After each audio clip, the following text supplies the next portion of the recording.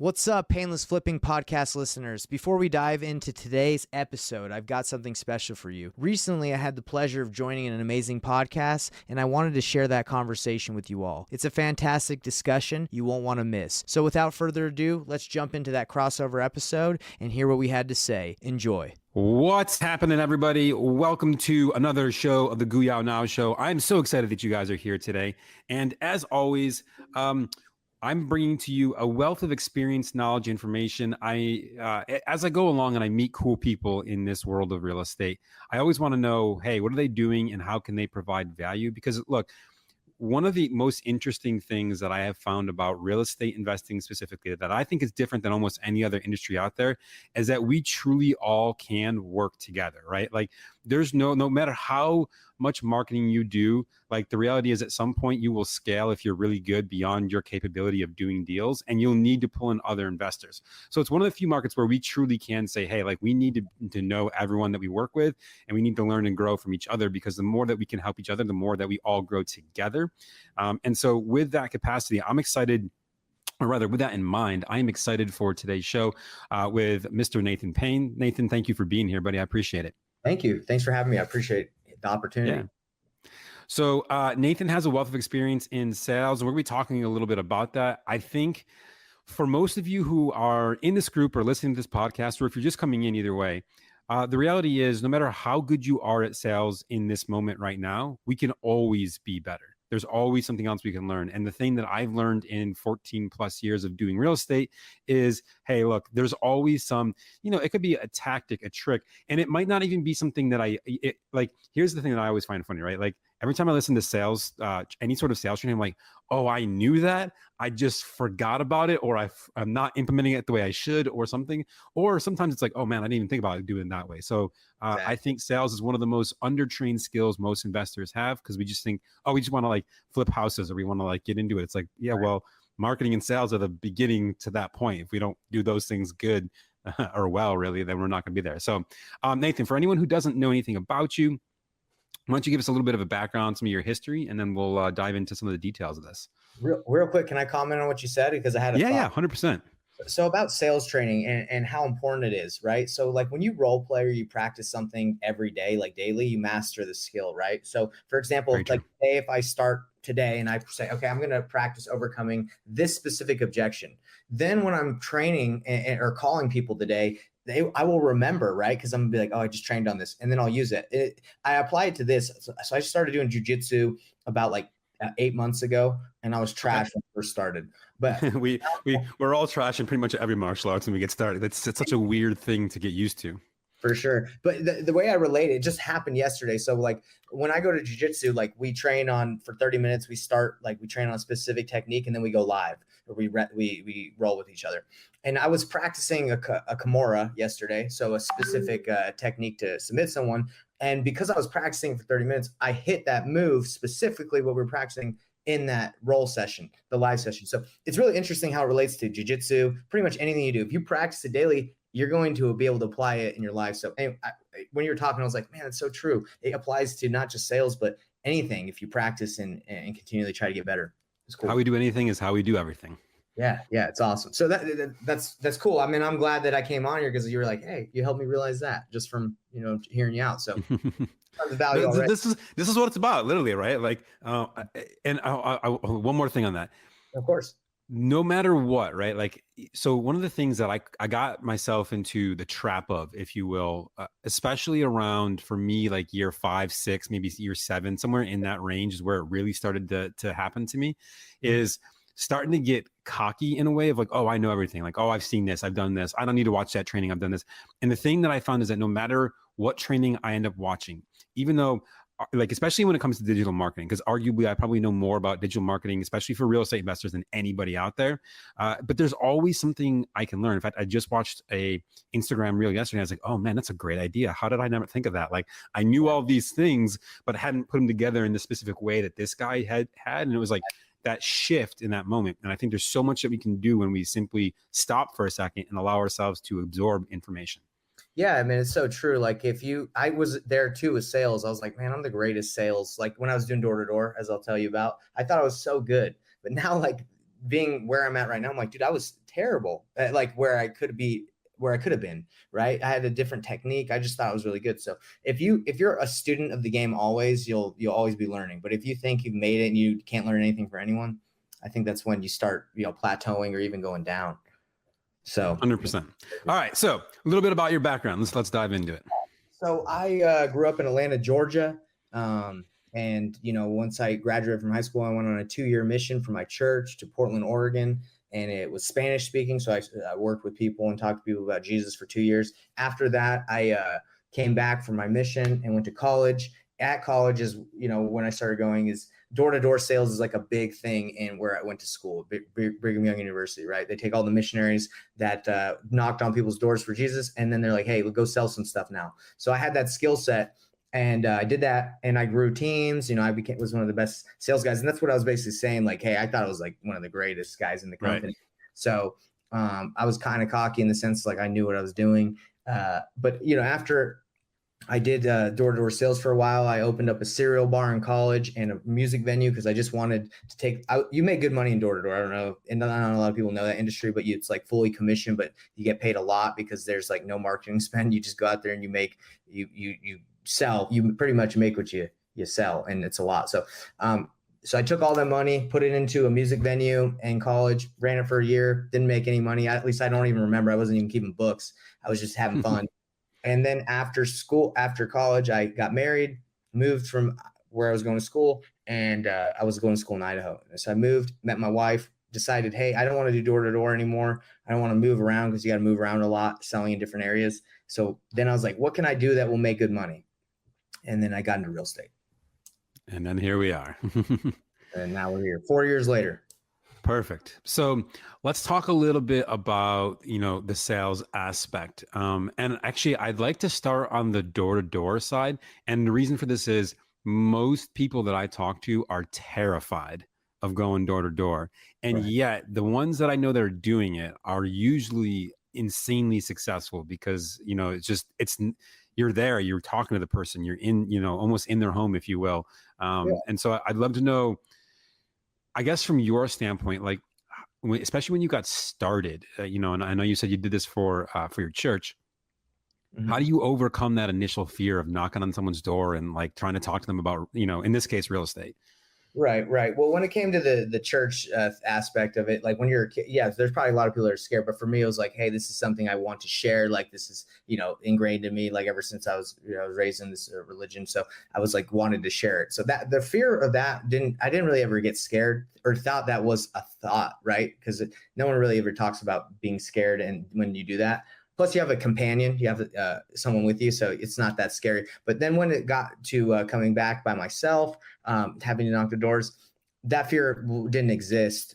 You get a little anxiety, a little butterflies, like before you do a wrestling match or jiu-jitsu or pretty much anything that might be difficult, but it's not something that stopped me from doing it. And I think I've actually realized that anxiety, I didn't really know what that was growing up. I just thought that was a feeling people got. Now I understand through like therapy and just understanding like my feelings that I was anxious and I wasn't scared, but I had a ton of anxiety when I wrestled door to door, all that stuff. But again, as you're young, you don't really know. I didn't know what that feeling was. So looking back, I was pretty anxious, but I just did it. I just overcame it.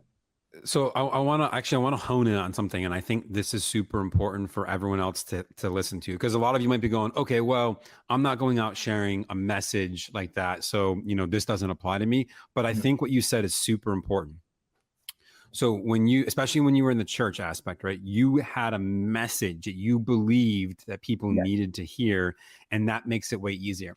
And if you're in real estate and you're knocking on someone's door and you don't at that same level fundamentally believe that you can help this person with the sale of their house and get them what they want. Because, I think a lot of investors, again, in my experience, and this was true for me when I got started, we think, oh, like they're not going to want to sell their house at a low price because of whatever, like, and we create some list of reasons why. But the reality is, for most people, the ones that work with us as investors, they don't have another option, or our option actually is their best option, because it's not about the price, it's about the solution and the other side of things. And so I think that like believe in your message and what you're doing. And I think that will help a lot. And I also like that you said you had a companion, right? All of us can use a friend that goes along with us. It just makes the time, pass a little bit better. And B, I think it's always good to have, you talked about role playing earlier. It's always good to have someone that can kind of listen and say, oh, let me give you feedback on how you did here or there, or, this, and then we can tweak and keep going. Yeah. I even started this business with a business partner. But we're no longer together because that's you usually separate if you have business partners, because splitting things 50-50 doesn't always make sense in the long run. But that's kind of how I started. So I did have that companionship. We wouldn't knock doors together when we started doing it, but we had that each other, right, to support. And that was kind of what it was for. It was like, hey, dude, I don't know what I'm doing. Let's work together. We both have the same goal.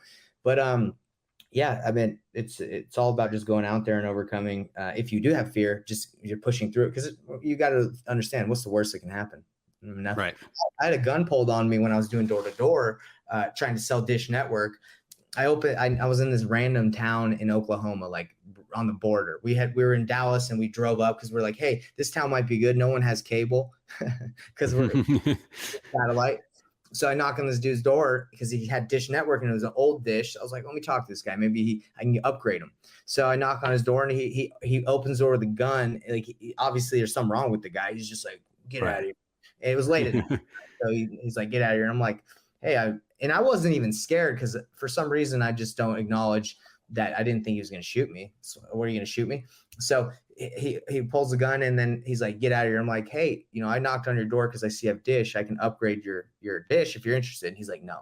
So for some reason, I wasn't even afraid of that. So that's probably the worst thing that could happen to you, but no one's just going to shoot you for knocking on their door. It doesn't happen. Even in a random town, I'm tan. This dude, who knows if I'm not even thinking he's racist. That wasn't even a thought in my mind, but now it's like, maybe he was, who knows? Right. That's a fair point, right? Like, yeah, the reality is, it's funny. I was talking to someone the other day. I was like, remember when we were younger and people like knocking on the door, you'd be like, ooh, there's someone at the door. Who is it? Now it's like, who the heck's at the door? Why didn't they text first? That's right, man. Exactly. It's weird though, because I used to knock on doors, but someone knocks on my door, I'm like, I get kind of mad a little bit. I'm like, who's bothering me? Right? Like, exactly, right? Yeah, it's funny how it's changed. Okay, cool. So I think, like, by the way, and for any of you who are like, I'm never going to do door-to-door sales, totally cool, right? But also understand that, like anything, if you close out a potential marketing option, you're closing out on potential deals too. So, right, exactly. Okay, so let's talk a little bit more about maybe some like sales skills, or like from your point of view, like how can someone, especially if they're newer or even if they're experienced, but maybe they're not the best at sales yet, like their closing ratio of their leads is not great. What are some skills or thoughts from your standpoint that I say, hey, this is how you can really improve that? Well, I mean, coming back to what we talked about previously is like believing in your product, right? Like when I first started, my product was a wholesale low cash offer. That was what I could offer, right? That's what I could provide. The solution was, hey, I can take over your problem by just buying your house cash. But the give and take is it's not going to be probably what you want. So I think if you can educate yourself in the industry on like what are the exit strategies that exist to purchase someone's home, you would be more confident to work with people. Because if you go in and you're like, the only tool I'm equipped with is offering someone 50% of what their house is worth, right? Then you might not feel that confident. But if you're like, hey, if I offer that and it doesn't work for them, maybe I can point them in the direction of an agent. Maybe I am an agent. Maybe I can list it for them. Or maybe I can tell them if they want to flip it, I have some contacts. Or if they want to keep it as a rental, I can give them some advice on that. So the way I approach sales now is way different than when I did with Dish Network. I would just knock on someone's door and I had 1 hour or like 30 minutes to close them right then, or they weren't going to sign up, right? So now it's like you can't close anybody, and it doesn't matter how good you are. Like this is a big decision that you have to, go through options. You have to get rid of deal killers. So it's a total different sale than what a door-to-door sale is or was for me. Cool. And so educating on options. Now, when you're going to, like, do you present all the options to them, or do you just say, are you like finding out what they need first and then just presenting the one that you think is going to be the best for them or for you? Or like, how do you narrow down? Because sometimes I think people get stuck in, okay, I've got 15 ways that I can, that we have an exit strategy for this property. How do I know which one to present? Yeah, of course. So you always ask them why they're selling. That's how my script and that's my process starts. I introduce myself, I set the stage or the end in mind, telling them where we're going to go with this conversation. Like, hey, by the end of this call, I'm hoping that I can buy your house and we can proceed, or you can just say no. So they know what the purpose of the conversation is. And then I say, so hey, let's just get right into it. What's got you interested in selling this house? It looks like a great house. So then they tell me the reason or the motivation for selling, and I dive deeper into it if I need to. And then, depending on what they've said, I present then I say, hey, well, so before I go dive deeper into like the condition of your home or anything else like that, let's kind of talk about what options you've already explored, so I don't go over them again. What have you done so far? Have you listed it? Have you thought about keeping it? So I don't give every option. I just see what they've done, because I'm not trying to like finally present an option that they've already considered. If they say, Right. hey, we've thought about listing eliminate the things that have already been done. Right. Yeah. If they're like, we thought about if I say, what options have you already explored? Oh, we thought about listing it, but we can't. We actually had to take it off of the market because nobody could get the financing for it. Okay. Well, then I didn't even need to talk about that. That option's over. Right. So why are they selling? Find out why, then dive into what they've explored, and then, dive into more condition, more motivation, timeline, and then present your option. I never talk about my offer until the end of the sales call. Makes sense. So I know you said, I want to go back to something you said. You said, hey, and obviously we didn't like go through an actual role play of a conversation. You said, hey, let's dive right into it. Do you spend a lot of time rapport building with them beforehand, or like a little bit of time, or is it just kind of like, hey, let's get to the point because we got to roll through calls as quickly as possible? I feel like my rapport is the why are you selling part. Okay. That's my report. Because I mean, what am I going to do? That's not how I work. I don't call someone just like, hey, how's your day? Tell me about the family. Okay. Unless they're chitty chatty like that and they just want to talk, then I'll let them go not as long as they want, but I'll talk so they feel like, I'm a good listener. And yeah, that's a bit about it. So the rapport is built during the discovery phase of the call, which is let's discover why you're selling.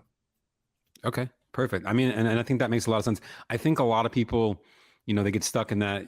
They hear like, they've gone to like some sort of sales and negotiation training, and they talk about, oh, you got to build rapport, and they get stuck in that chitty chatty kind of stuff. And then all of a sudden your call, which could have been 30 to 40 minutes, is now an hour and a half. And, it's one of the biggest things you can do is, time wasters is just spending a lot. And again, it's not necessarily that it's complete time wasting, but at the end of the day, you can only take so many calls a day. And if you're spending an hour and a half instead of 40 minutes, you've literally halved your number of calls you can complete in a single day. Right. And it's a little different. Like if we're in person, maybe if I saw something in their house, 99% of the sales I do are over the phone. So I don't like to like fake rapport. Like I really don't want to ask you about anything that's going on other than your house, but we can elaborate and talk more about things that come up. Right. But I'm not like, talk about this, to get them excited. Cool. All right. So what other advice would you give someone who's trying to improve their sales ability? Role playing every day, is huge, because it's kind of like how we talked about with jujitsu, wrestling. I wrestled in high school, a little bit in college, and then I'm doing jujitsu now, and it's like you train and then you apply, and then you're able to apply what you train so if you're only training once a month, like you're just kind of keeping the same skill set you have, in my opinion. So that's kind of my fault too, is sales. Like I'm really good at sales, but I don't really train on it as much as I could. So I feel like whether I could continue to level up right now, I'm just like good, right? I could be way better. Just when we've already talked about, you could always improve. So. Yeah. All right. Well, let me ask you some questions about role playing, because I think for a lot of people, they kind of get stuck in the mechanics of it. Yes. So are you just role playing with whoever you have? Do you go out and find someone specific that's good to help you train in your role playing? Like, or does it not matter? It's just about getting the repetitions in? You can role play with anyone. Like if you have a spouse or some friends. For me, what I would recommend is I would join a community of wholesalers, of investors, which I have a community. And I would link up with someone to be your accountability partner, someone that you can get tight with, and just say, hey, every morning, let's do a quick 15-minute call and role play. I have employees. I work with people in my wholesaling company, so we role play. So that's easy, because it's just like, okay, I can role play with them. But if you don't have that, join a community of people that are doing the exact same thing as you, and role play with somebody. Perfect. So now when you're role playing, like, do you give them like, do you try to have them? So let's say I'm playing the investor, right? And you're playing the seller. Do I ask you to be like as difficult and as annoying as possible or do like, what's the structure to make sure that I can make the most out of, especially if I'm only doing it for 15 or maybe even 30 minutes in a day, how can I make sure that I'm making the most of that time to really improve myself? It's a great question. Yeah, I mean, anytime I role play with anybody, like they just go for it. I mean, sometimes they're really hard, sometimes they're really easy. Unless you state like, hey, this is the situation, be this person, it's just kind of up in the air. So I would say like, hey, if you're gonna role play, be like, hey, this is the seller situation. They're upset. You got to overcome this objection. So yeah, you should definitely set parameters. Sometimes when I role play, I'm just like, let's just do it, and then I get like something random, and it's just kind of weird sometimes. So yeah, set the stage or set like what the situation is of what you'll role play. Perfect. And then when you're role playing, so let's say you find an accountability partner and we're role playing and now I'm listening, right? Because a lot of times I think for a lot of folks, right, like I'll be the investor, then we'll swap because both of us might need to improve our ability. So when you're the person listening, or playing the seller, I guess I'll say, is there any specific things that you're listening for, how they're handling it? Like, do you have a list of things like, hey, I'm looking for these things to see how you're doing in these areas? Or do you just say, hey, like, here's general feedback on how I felt about the call?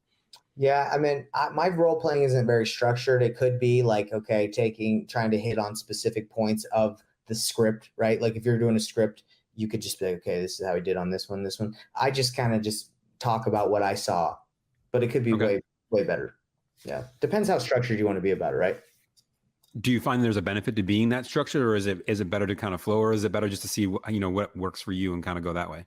I've never really been that structured with role playing where I'm like trying to find key elements. I just talk about what I feel like they need help with, specifically. So if for example we're practicing the script of calling a seller and they're terrible at the intro, I'll just remember, hey, you were bad at the intro.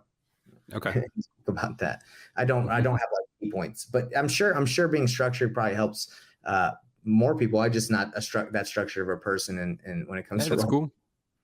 Yeah, no, I think there's no right way to do this. I think there's just kind of figure out and if you will, play around with what's best for you and how do you learn. Like I know some of my learning modalities, like, I've got over 3,500 hours on stage. And when I got started, one of the biggest things I would do is I would record myself and watch myself. And I literally hated it.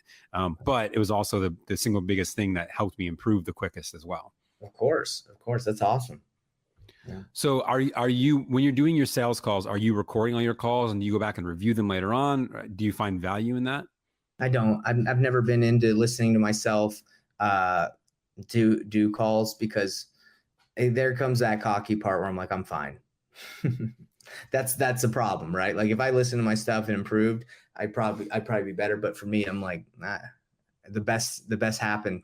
I did the best I could, So no, I don't do that. But again, probably helpful.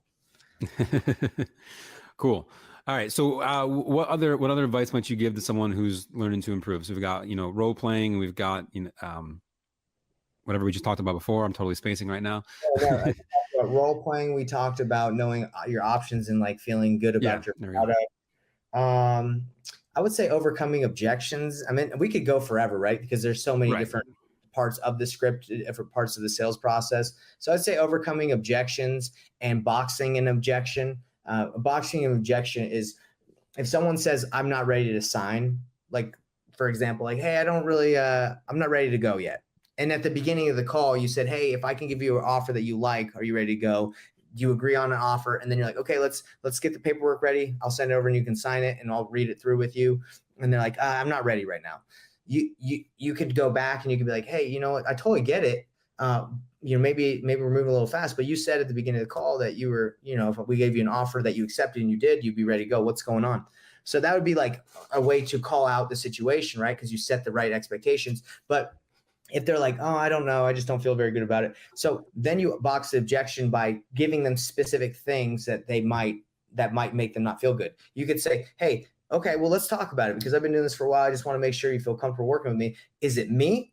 Is it the price that we talked about? Or is it the process? Which one is it? and then you give them the options to box in their objection, and they'll say, it's not me. Sorry, they're like, oh no, it's not you. You've been great. Okay, so it's not me. Is it the price or is it the process of how we're going through things? Well, I like the price. Okay, so it's not the price. All right, so we boxed the objection. Okay, so it's the process. Is what does it have to do with the process? Is it going too fast? Do you have to check with somebody? What's going on? It's the fact that, I got to check with my grandma. Okay. See how boxing the objection helps determine, because if someone says they're ready to go and they're not ready to go, for me, I'm not like, oh, okay, well, when will you be ready? It's like, nah, that doesn't happen. What's going on? Right. But you have to structure the sales call so when things like that happen, you can call it out. And that's like what I think is very important, is learning how to overcome objections, but also structuring a call the right way. So when things like that happen, you're not caught off guard. Perfect. It makes sense. And that's part of the role playing too, right? Like you're like, hey, if I did get caught off guard, now I know that that's things there. So are those 3 boxes usually where you start when that comes up? Is, is it me? Is it the price, or is it the process? Because I like that framework. I think I would imagine 99% of people's objections fall into one of those 3. That's right. Those are the 3. Because the process entails everything pretty much other than price and is it me? And it's never you, right? So that's automatically gets rid of 1. And if it is you, then you need to change as a person, maybe work on your character. Well, I would imagine if it was you, they probably wouldn't have gotten to the point where we got to an offer that we were talking about in the first place, because they would have been like, get the heck out of my house. Exactly. Yeah, okay, that makes a lot of sense. And so when you're boxing these objections in, right, and we start getting into it and we start honing into that, how do you narrow down? Do you just keep asking questions until you get to the actual objection? And then how do you know that that's the actual objection and they're not just giving you one because they're uncomfortable maybe saying the one that they really think?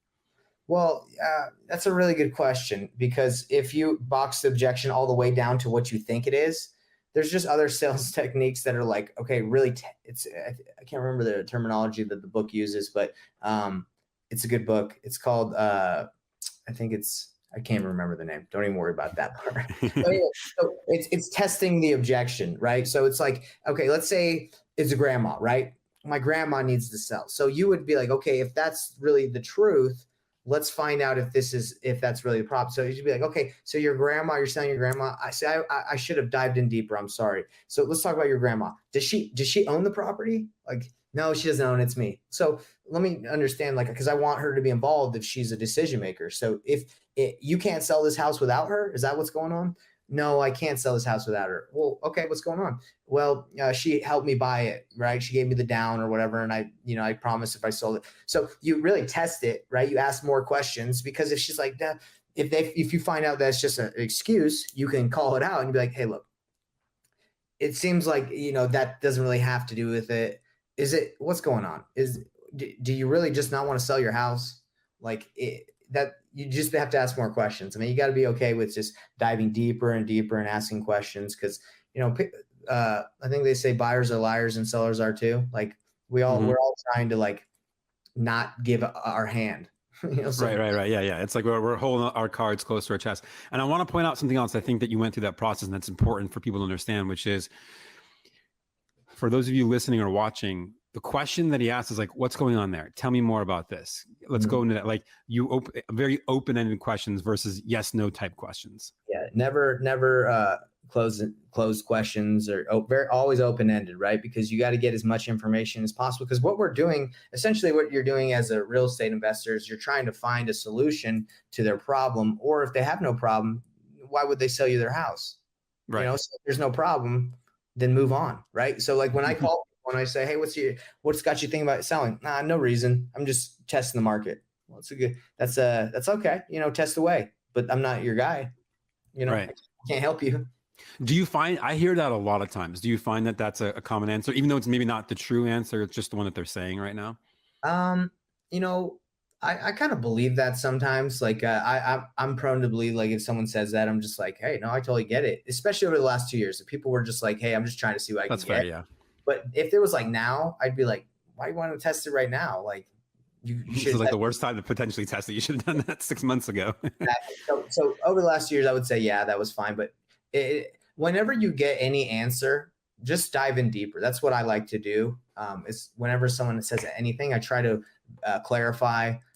There's a book called Never Split the Difference. I remember that one. Chris Voss, I'm sure you read it. A lot of people read it in the sales industry. And basically, he just says mirror people, label their answers, like just repeat what they've said back to them just to get more clarification instead of just saying, what do you mean? And it helps them elaborate, right? No, it's perfect. Yeah. Cool. No, I think this is all helpful. And look, like I said, it's funny, like a couple of things we've talked about, or even for me, it's like, oh, I knew that, but I forgot I knew it, or I'm not implementing it at the level I should. Like even just some of your questions that you asked, it's like, oh man, I know I should be doing it that way. I know I'm not right now. Right. Even though it's funny, kind of like we talked about before, but yeah. Dude, awesome. Yeah, and I love it. And by the way, this call has been great because I have a community where I have a bunch of wholesalers and we're talking about role playing a lot. And so do you know anything about Discord? I'm sure you do, right? Mm-hmm. Discord. So, I do. So yeah, but for those who maybe not in this group, because a lot of folks that are in my group or follow me may not know about it. So just talk a little bit about that, and let's go. It's just a community. It's a server where you can talk to people. So I have a Discord community of wholesalers and investors that come together. And as we've been talking about this, I'm like, you know what I need to add into my Discord server? Because they have voice channels where people could just hop on and start talking. I'm like, why don't I add a role playing channel, right? Or a role playing practice so people can hop in and practice with each other whenever they want to practice. So that's something I've got from this. And Perfect. I'm excited to implement that. Yeah. So actually, I think that's a perfect segue because we're kind of come up on the time that I want to end this. So where can people find you if they want to join that Discord or whatever else you've got going on? Let's point people in the right direction to check things out that you got going on. Luckily I'm on all platforms, but you can find me mainly on YouTube. I have a Facebook group called the Painless Wholesaling Facebook group because my last name is Payne. So what I do and I teach is painless wholesaling. It's like reverse wholesaling. So it's easier to wholesale, in my opinion, doing it the reverse way. So Facebook group, Painless Wholesaling Group, YouTube, Nathan Payne, Instagram, Nathan Payne Official.